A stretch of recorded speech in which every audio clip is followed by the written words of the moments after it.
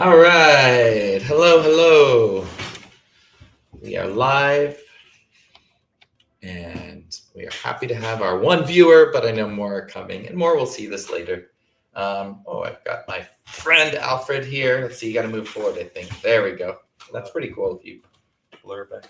Alfred is my multi-summer intern. Glad to have you back. Here, I think I just need to do this portrait. What do I do? There we go.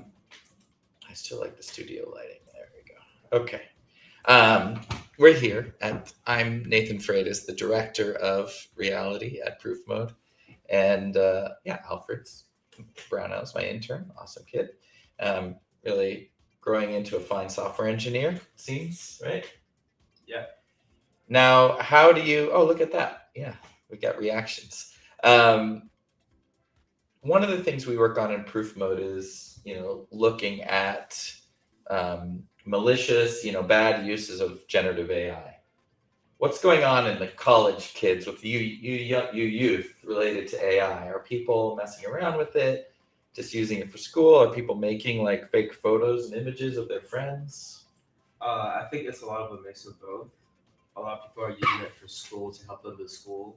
Yeah. It can also be used sort of in a malicious way, I guess. People are using it for their friends to make like funny photos and stuff like that. But I think it's around the college scenes mostly for academic use. We've heard about like really terrible things like deep fakes and non-consensual imagery. So I'm glad you haven't seen any of that. No. But it does happen. It does happen. And that's one of the things with Proofmode. We're looking at how do you verify a photo is real of someone. That we want people with content credentials and the C2PA standard to start expecting this to be there. If it's not there, to not trust it. All right. Well, we also have here today our wonderful colleague Fabiola. Fabi's here, and her cat. Let's see which cat. Oh, you have to unmute yourself. Hello, how are you? Which cat is that? And is that a real cat or an AI cat? This is a real cat. Her name is Bonita, and she likes to join my calls. So she's going to be with us today. Well, glad to have you here as well. And so the thing that I want to, actually, I'll ask you, how are you feeling about the state of reality of photos and images on the internet and new generative AI tools like, I don't know, Google Veo 3 or don't you have some fancy new Samsung phone that does AI? Have you played with that? Yes, Gemini is generating images now on your phone in seconds. It's impressive and also concerning. But yeah, it's definitely becoming harder and harder to know what's real and what's not. Well, fortunately, we are here to help. And that's not just us. We were very fortunate to be invited and able to participate in the Content Authenticity Summit last week in New York. And that is the continuing work of a lot of organizations and people on standards related to content provenance and authentication. So where something came from, who captured it, was it modified, was it edited, did it come from a camera, did it come from generative AI, was it put through a process? These are all important things that we need to know, and that it needs to have this trustworthy list of edits and transactions around a photo or video. And so the Content Authenticity Initiative is an organization, a community we're a part of. Adobe plays a big role, but many other organizations. The IPTC, which is an amazing organization that works around news media. And so you have the ability to really have user cases and needs related to news media's digital standards is a big player in this. And then the core standards body of the Coalition for Content Provenance and Authentication, C2PA, where, they are building the standards with many stakeholders. And so, it's been great to be a part of that. And we were able to participate in the work on breakout sessions on open source code. But more fun than that was the featuring of our photo scavenger hunt, multi-time played hunt, right? Fabi, you ran a hunt in Taiwan at RightsCon, didn't you? That is correct. And it was a fun way to show how the tool works and help people adopt it and understand how can they use it in their everyday lives. So explain really quick what the hunt is and how people play. Right. We basically ask people to install the app and with their devices, go out in the city and look for staples of the city. In Taipei, it was food at the night markets. And they have to capture all the items on the list of the hunt and the people who captured it first, and we can verify that they did it, they didn't download it, or got it from someone else. Those people won a prize. Great. So in this case, first, we were in New York City and not Taipei. We don't have all the wonderful night market food, but we do have many interesting things to look for in New York City, such as the Riverside. The event was held on Roosevelt Island in the Cornell NYC campus, and that's an island in the East River of New York City. So the Riverside was a nice attraction. Second, public transit. There's a very famous, you remember that Spider-Man movie, the Tobey Maguire Spider-Man, where he's like fighting the Green Goblin, and that's the cable cars there that goes to the island. And I don't know if cable car is not the right name. Anyway, it's pretty cool. But any public transit would do. There's ferries, there's city bikes, there's buses. So we also have city bike as a separate thing because bike sharing is big in New York City. We put in wildlife. You'll see the famous pizza rat. That was a real bonus. Someone actually caught a pizza rat. I think someone caught a pigeon eating a bun, maybe, but I don't know if we got the photo of it. That's amazing. We also included live music, and that could be live dancers to recorded music. It could be live instruments.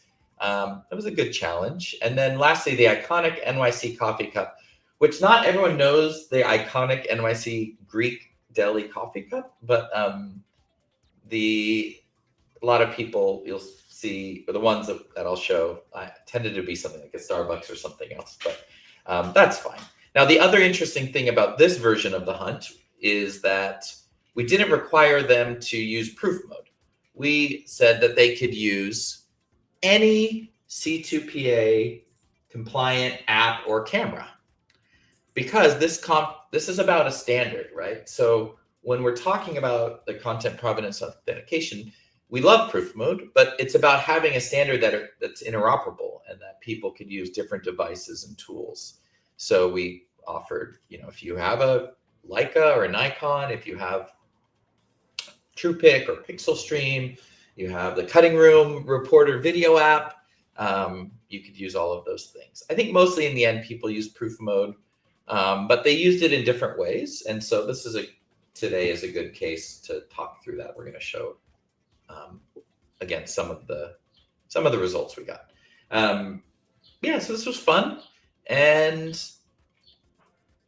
we're going now to show our winners and some of the photos that they took. So if you go to our website, proofmode.org, and click on verify, it shows you our proof check tool or Proofmode verify, and that takes you to check.proofmode.org.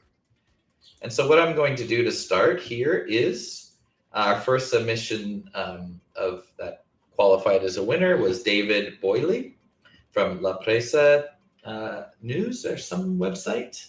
Sorry if I mispronounced that. We can show that in a minute. They had 4 submissions, and each of these came in as Proofmode zip files. So David used the Proofmode app, renamed the files Coffee, Transport, Waterfront, and Wildlife, in a helpful way. And in this case, we got the zip file. Proofmode actually creates a zip file with all the photo and media inside, with all the signals, so that no apps can recompress or modify. Because when that happens, you lose the metadata, the chain of custody gets strict, right? So when you share something in WhatsApp, right, it recompresses it. Yeah. Make it smaller, but that loses all that special data, right? So yeah. And Fabi, this feature where they can name a proof zip file, that came from, I think people have wanted that because it's confusing when you have lots of, you train people, and so people, you think that's a good feature, right? Yeah. Correct. Otherwise, you'll see it already has signals like a timestamp. So I'm looking at this, and I can see 6/4, and basically the 2025 on the 4th of June at 11 a.m. So that fits perfectly with the Content Authenticity Summit. They were actually, so that's already a good sign. This happened where at the time, okay? So I'm now verifying the results. ProofCheck is actually unpacking these files in, this is a browser-based app. Nothing is uploaded to a server. Very important. So we don't store anything. We don't look at anything. This is running in browser, doing all of the verification there. All right, so seems like we've got a couple ones to look for. We've got the coffee cups over here. Is it a Greek deli coffee cup? No. But is it iconic? Probably, I would say still iconic. What's interesting here is this one didn't actually have C2PA for some reason. This can happen sometimes if they're offline and there's no internet. We had international travelers and some of them wouldn't have internet, or some reason their data was off. This is going to be fixed in a future C2PA that allows you to do offline timestamping. We're also adding like delayed timestamping into Proofmode. But so I can click on Proofmode here. I can see it's an Apple iPhone, and the timestamp 9:30 a.m. is a path and a hash. So no location provider though. So I think they didn't turn on that permission. That's okay. We'll work with them on that. In this case, we did get Apple iPhone again. The hash verifies. We did get an open timestamp, this is pretty cool. This means it's on the Bitcoin blockchain, and I can actually show how that works in a second. Of the bus, so that's good public transit. And look, you can actually see in the image, it says Roosevelt Island. That's where we were, so that's a pretty good sign. This also has the EXIF data, the full kind of iPhone data, and you can actually compare the original timestamp of the capture with the Proofmode signing and the capture. So that's great. And there's a lot more data in here that could help us verify, and now that we can trust it, and we actually do get location data here. So this is exciting. We do get location data in the EXIF still, so we can actually use that in a second. And I'm going to show a little preview here. I'm going to ask Google Gemini, hey, can you tell me about this location, and just paste that right in. We'll see what Gemini says. This is an interesting way to use AI to help verify quickly and process data in different formats. So let's see what it tells me. Of course, it's going to be slow. Yeah, it's one of the things we've been thinking about is kind of positive uses of AI when you want to. So here we go. This is really interesting. So it's the provided GPS coordinate pinpoint a location is Sutton Place on the east side of Manhattan in New York City. So this is interesting. It didn't quite get, it's right across the river, the GPS location. So there was some blurriness in the GPS, but it's actually quite close. These parks provide beautiful views of Roosevelt Island. Okay, so that sounds good. All right, we're going to go back here. Oh, so now in the open timestamps piece. So what we're doing, we're actually verifying that ourselves, but I'm going to show you how we can manually verify this photo's hash is on the Bitcoin blockchain. So I'm going to go to open timestamps, and I can actually drag in the zip file, I can drag in an OTS open timestamps file, which is part of our proof zip. And then I can drag the original JPEG in. And now it's downloading a verification of that. And I can actually click on success. Bitcoin block attests the existence at 2025, June 4th. So this was actually signed at that time. And I can click now and actually see the timestamp file. And then this goes all the way back from the block on the Bitcoin blockchain to, if I go all the way down here, many side chains and hashes to the original hash file. Oh no, sorry, this is the Bitcoin attestation this way. So that's the block on Bitcoin. And then these are the signatures that link it in the open timestamp sidechain to our hash. So this is our hash, 64. This matches the hash of the image. So that's pretty cool. So multiple notaries and attestations is really important. All right, we're going to keep going. In this case, super nice. Content credentials, look at that. So we've got all of the same data. We've got these birds here, which is cool. And now I can actually open the content credentials for this one. It showed that it used the share extension. So they actually shared from the photo app through Proofmode VR share extension. It created a Proofmode user certificate number. So this was generated by the Proofmode app, and we can verify that. We actually have device app attestations. And they actually also said they don't want any AI training. So they added these specific actions related to AI. So that's pretty cool. This comes up as verified there. We can also, so something interesting now, if I open contentcredentials.org/verify, I can now drag this photo in there. Oops, that's the wrong one. That's the one that didn't get it. Let me find, what was it? A wildlife.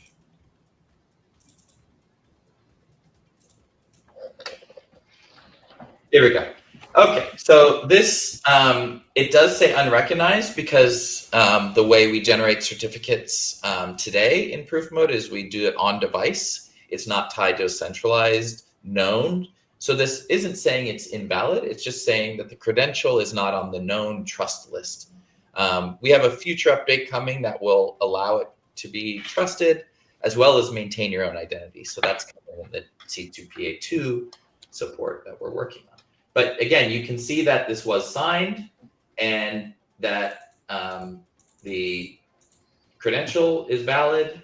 And yeah, and there's a lot more detail you could actually get if we looked at the raw source. So, okay, so that's pretty cool. One other fun thing with Gemini we can try is, I'm going to drag in this photo here and say, tell me where you think this is. This photo was taken from.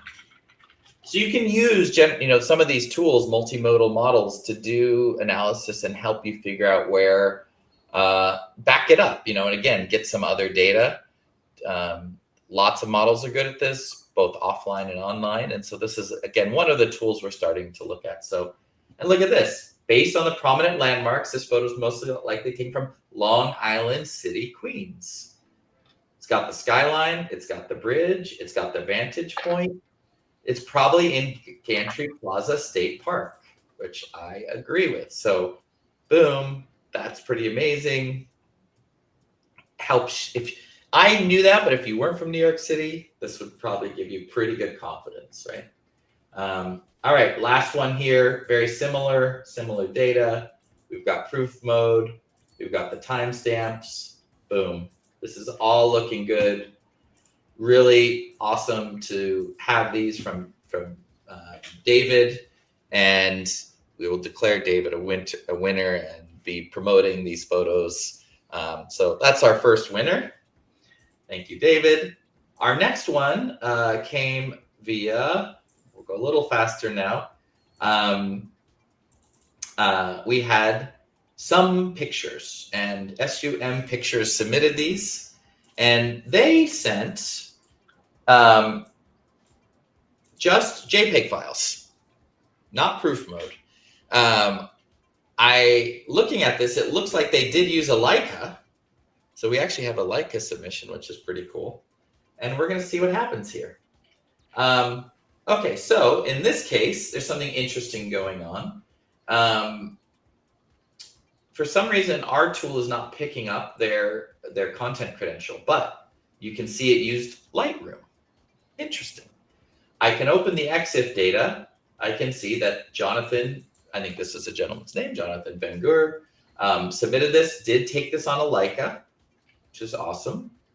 But the C2PA data we're seeing is not from a Leica, it's from Adobe Lightroom, because I think they maybe used Lightroom to process it, right? To import it and to re-sign it. So that's pretty interesting. Have either of you used Adobe Lightroom? Sometimes. What is Adobe Lightroom? Adobe Lightroom is image editing software used to edit all the lights in the image, and also just used to kind of sometimes brighten or change the contrast in the image. Okay, so curious, yeah. Now we do see data in here related to location, and we'll check the it's interesting when you get location data in a Leica, maybe it was paired with the camera because it doesn't have a GPS receiver. So similar here, another Lightroom edit. This will be interesting, but it is an M11P. So, and you're seeing that we do have the content credential icon pop up. So at least on two of these, the content credentials are intact. So this is all very interesting. Now this is a case where we're going to use as a backup. We're going to take this photo and put it in the Adobe content. Now, what's interesting, it's not actually finding a content credential here. So something Interesting is happening with this one. Now in this one, it did find it. So look at this. So this will be really interesting. First, we've got the Lightroom used Adobe certificate, June 5th, used Lightroom. So we know it existed there. And we know this came from a Leica M11P, but it seems like the C2PA credentials did not get activated on the original image. Now this one it did. Haha. So look, this is really cool. You can see the original Leica content credential M11P, produced by Jonathan. Got the location, which doesn't look right. Doesn't look like Manhattan. We'll figure that out.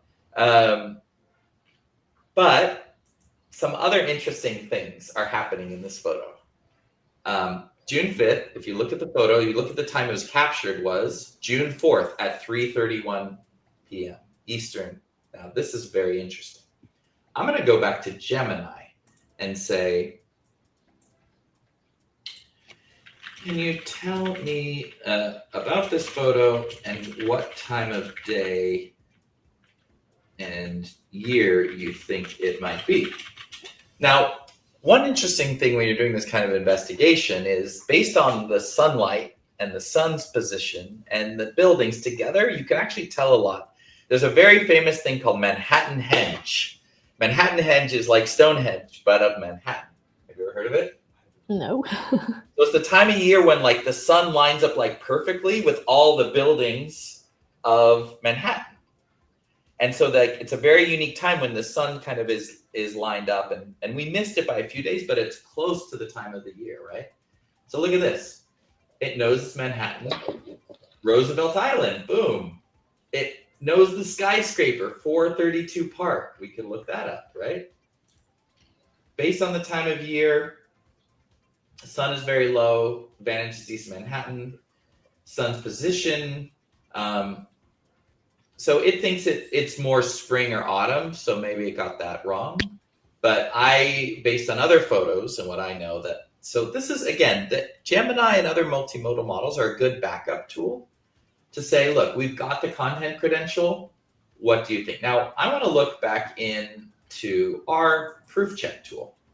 So in this case, we can see this latitude and longitude. I'm curious about the location. So I'm going to go back to Gemini again. Tell me about this location. Of course, I could process it manually and look it up on a map, but that's kind of hard. And this is, again, a great way where you can use generative AI tools as research assistants and just say, look, parse this text.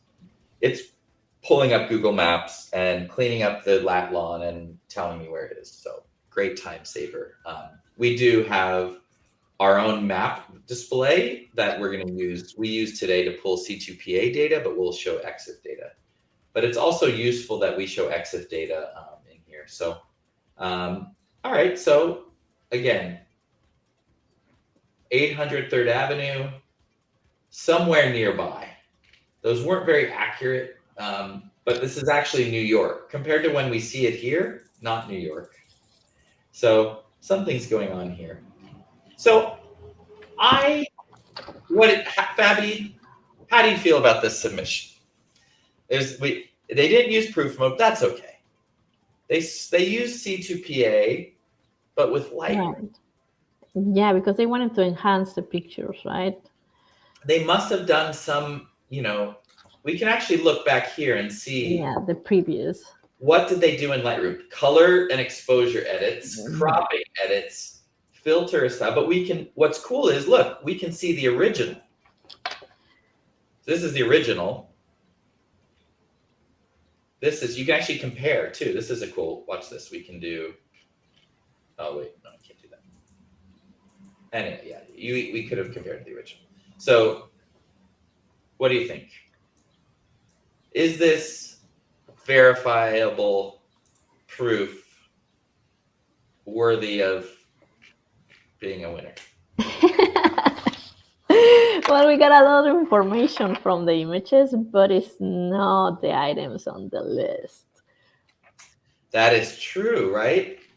That's probably the biggest issue here is you know what, Jonathan, we appreciate your effort. We appreciate your submission to the hunt. The fact that you used a Leica and Lightroom is really useful to learn about, and actually you're helping us debug why we didn't pick up Lightroom's C2PA signature. I'm not sure.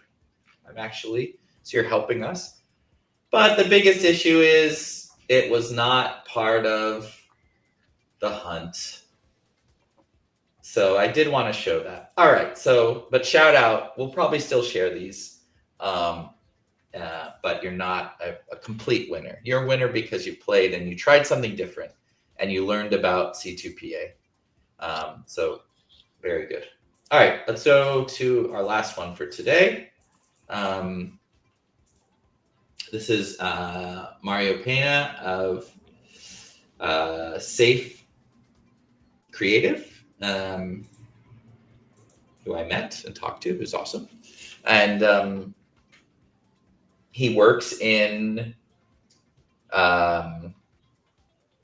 similar work around provenance and authentication related to artists and copyright and information. So knows a lot about this. Now, this will be an interesting one. Look, we've got 3 checkboxes, lots of proof mode, lots of good stuff going on. However, what do we see right away? Captured in San Sebastian, Basque Country, Spain. Sneaky. Now, this is a common issue that we'll talk about. And maybe this is kind of a proof mode issue, but it's okay. So in this case, we're going to learn about these images. And we will look at the fact that actually there's no content credentials associated, but there is proof mode files. So first we have, what do we've got? We've got wildlife, public transit, coffee cups, city bike, musical performance. It's a marching band. He found everything. And riverfront. So boom, you found everything. You did get the subscription. I mean the subscription.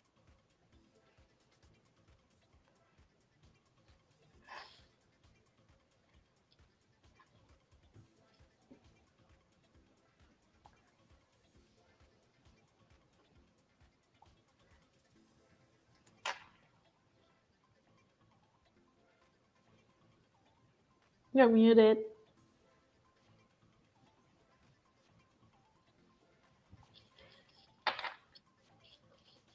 I don't know what happened. I cannot hear you.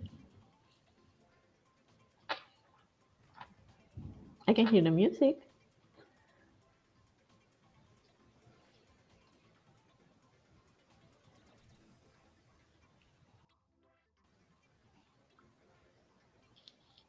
Nope.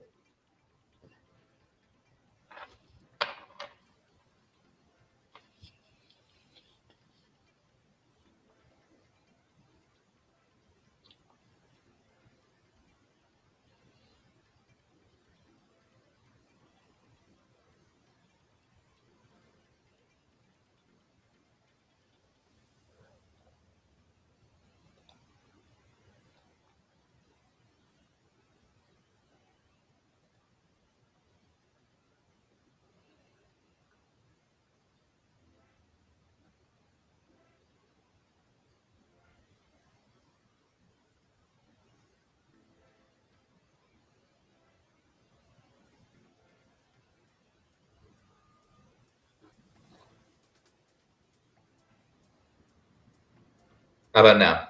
I can hear you now. Perfect. I know what it was. My What? iPhone took over Oh, as a camera. Anyway, all interesting. right, we're back at it. Okay, so this was taken on a Motorola G82. It was In Spanish. but this was captured with a Nikon. Yeah, and he's from Spain. That makes sense. So it was actually, you can see from the Proofmode data, this came in through SnapBridge app via a Nikon camera. So he was using a Nikon and he imported these into Proofmode. That's why there's not content credentials, even though we do support content credentials for imported files. And I'm going to talk about that in a second. And the fact that he actually did that when he was back home Yeah. in Spain. So this makes sense. We're seeing that.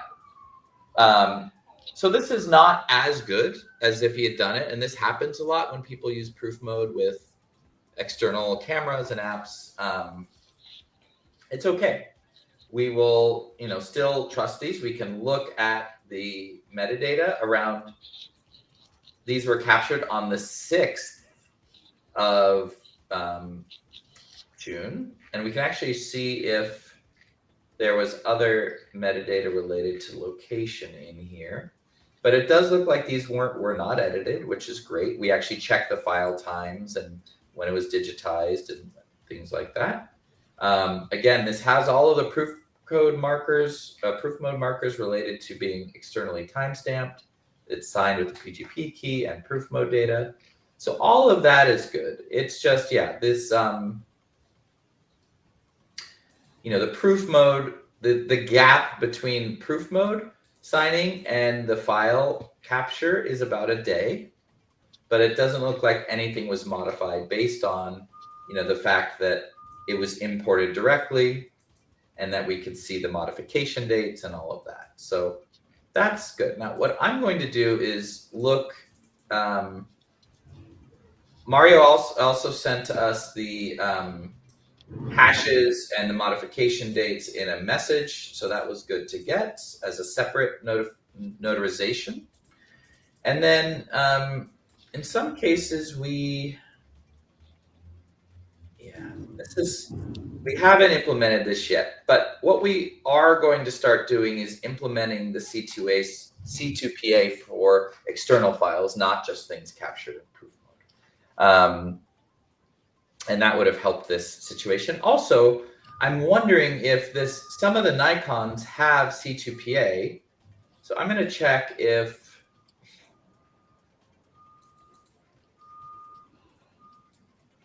nope. So if he had used a Nikon that had C2PA, which the newer ones do, but they're very expensive and not many people have them. But in the future, we would have preserved the original C2PA data at the point of capture and then added proof. And that would have been great because you start the chain with C2PA, then you add additional Proofmode notarization, and then we package it up, send it in a safe way. But we're not there yet. So what do you think, Alfred? What do you think about this submission? Do you trust it? I think I trust it, but given the gap, it is a little the gap between the verification and when it was uploaded and stuff like that. But I think it's trusted, given it has all the stamps and everything. So let me oops.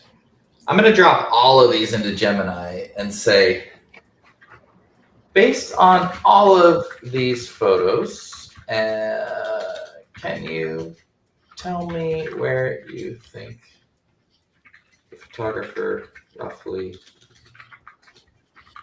was when they... We'll see. I'll just dump in a bunch of stuff all at once and see if it tells me. Fabi, what are your thoughts as an experienced hunter?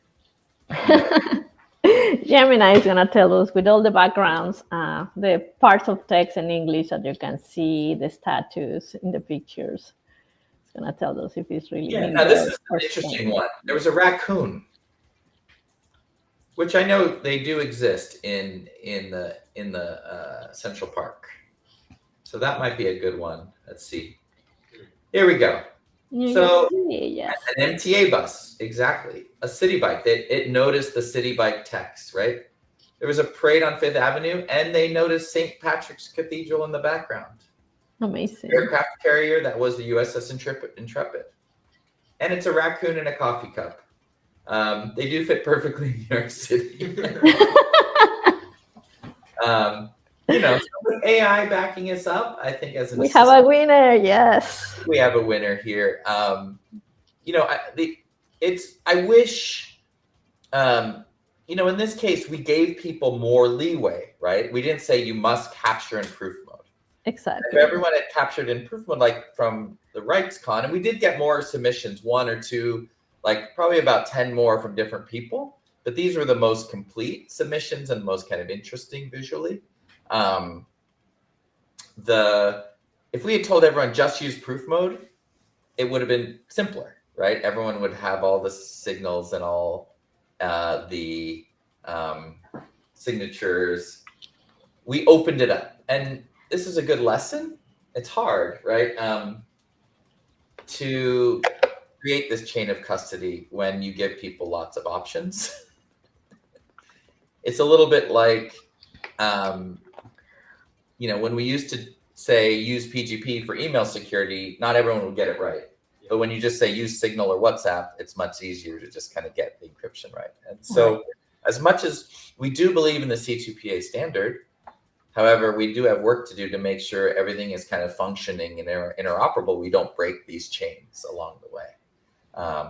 But we did get a lot of great photos that, based on the collective data, right? The EXIF, the proof mode, C2PA, image analysis tools, extra metadata, we can trust. So it's never going to be a binary of like trust or don't trust. Yeah? Yeah. Now, it's an interesting experiment to see how content credentials are created, and depending on the location and when you imported the image, the data you're going to get. Yeah. And what's coming for us is, you know, as we get to our C2PA 2.2 and implementation, and we'll have a conformant app, is that everything will verify and validate, and you should be able to post right from proof mode to LinkedIn or to other apps in the future and have your photos be verified all along the way, right? And that's what we want for social media apps, photo sharing, and everything like that, so that it'll be easier to maintain this chain of custody from your hardware camera to your on-app camera to the sharing. But we're not quite there yet. So anyhow, if you are interested in how to use proof mode well and right today, you can go to proofmode.org/help. Okay, you can go to our website, and on proofmode.org/help, you can see links. You can ask us for help, and there's this amazing playlist where we have all of these videos that walk you through how you using the Proofmode app. That's our old icon, but we teach you how to use these tools well, and it's all on YouTube, so please check that out. There's a ton of cool how-tos in English and Spanish, and other content for learning how to do chain of custody, documenting things so that people won't say, I don't believe that's real. I think that's AI, right? We don't want that. And so our goal is to help you. And we also have a great presentation on for journalists and newsrooms, and a video of Fabiola doing that training. So please check that out. And so you can learn more about our work. And again, we have some new branding coming that we're super excited about. So stay tuned for that. Otherwise, proofmode.org, Content Authenticity Initiative, C2PA, IPTC. Thank you for all of these cool opportunities. And any last thoughts, either of you? I think it was pretty successful hunt. Yeah, thank you for the people who participated and submitted their images. It was interesting to analyze them. Yeah, for sure. All right, so more soon we'll be sharing our 2 winners and honorable mention and on various sites. So thank you for all who played, and we'll be in touch with your prizes, which includes some of our delicious Proofmode reality, and some time discussions, consulting time, and some a Tumblr and some other fun things. So stay tuned for those prizes. Thanks a lot. Bye.